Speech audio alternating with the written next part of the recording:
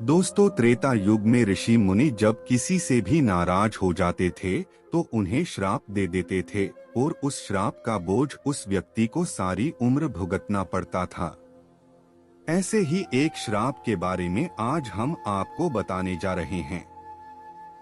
वो श्राप त्रेता युग में माता सीता ने दिया था और वह आज भी उस श्राप को भुगत रहे हैं। नमस्कार दोस्तों, उसके ज्ञान यूट्यूब चैनल पर आपका स्वागत है। दोस्तों, राजा दशरथ के मृत्यु के पश्चात भगवान राम, लक्ष्मण और माता सीता पिंडदान करने के लिए फल्गु नदी गए और सामग्री लेने दूर चले गए। दोनों भाइयों के आने में देर होने के कारण पिंडदान का समय निकला जा रहा था। अचानक राजा दशरथ ने स्वयं सीता माता को दर्शन दिए और पिंडदान करने के लिए कहा। राजा दशरथ ने कहा कि मुझे जोरों की भूख लगी है।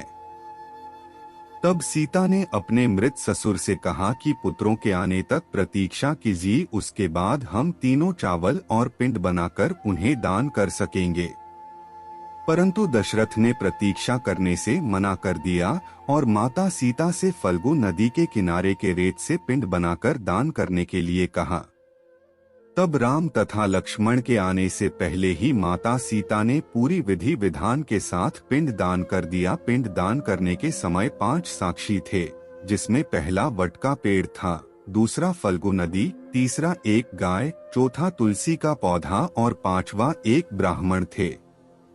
जब राम और लक्ष्मण लौटकर आए और पिंडदान के विषय में पूछा, तब माता सीता ने समय का महत्व बताते हुए कहा कि उन्होंने पिंडदान कर दिया है।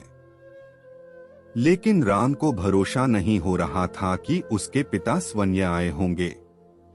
फिर राम ने पूछा कि इसका क्या प्रमाण है। इस पर माता सीता ने अपनी कही बात का सत्यापन करने के लिए उन 5 गवाहों से राम को सत्य बताने के लिए कहा। परंतु वट का पेड़ के अतिरिक्त सभी ने झूठ बोल दिया। तब स्वयं राजा दशरथ ने राम के सामने आकर बोला कि माता सीता ने विधि विधान के साथ उन्हें पिंडदान किया है। लेकिन इस बात से क्रोधित होकर माता सीता जी ने उन चारों को श्राप दे दिया। माता सीता ने फल्गु नदी को श्राप दिया कि गया में तुम केवल पृथ्वी के नीचे ही बहेगी और ऊपर से सदैव सुखी रहेगी। गाय को श्राप दिया कि तुम्हारी पूजा घर घर में तो होगी, परंतु फिर भी तुम्हें जूठा भोजन खाना पड़ेगा। तुलसी को श्राप दिया कि बोध गया में कोई भी तुलसी का पौधा नहीं होगा। और अंत में ब्राह्मण को श्राप दिया कि गया में ब्राह्मण का जीवन कभी संतुष्ट नहीं होंगे और सदैव दरिद्रता में ही जिएंगे। Vertical bar.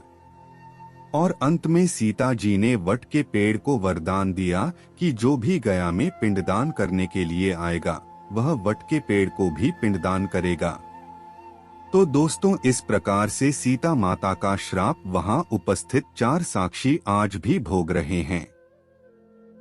दोस्तों, वीडियो अगर अच्छी लगी हो तो चैनल को सब्सक्राइब करें। जय श्री राम।